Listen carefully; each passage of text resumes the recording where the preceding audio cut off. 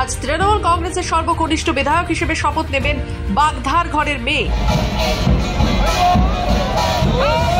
তথা ঠাকুরবাড়ির মধুপর্ণা ঠাকুর। আর তার শপথ গ্রহণ অনুষ্ঠানে হাজির হয়েছেন মতুয়ারা ডঙ্কা, কাশি ও লাল নিশান নিয়ে বিধানসভায়।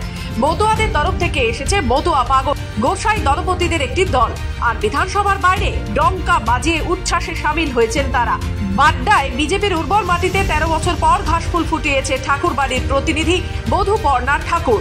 রাজ্যের মধ্যে সর্বকনিষ্ঠ বিধায়ক তিনি। তার সবে 25 বছর বয়স পেরিয়েছে।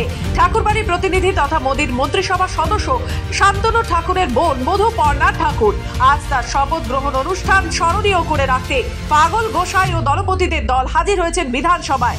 আর বিধানসভার বাইরেই তারা লাল নিশান, ডঙ্কা, কাশি বাজিয়ে উচ্ছ্বাস প্রকাশ করছেন।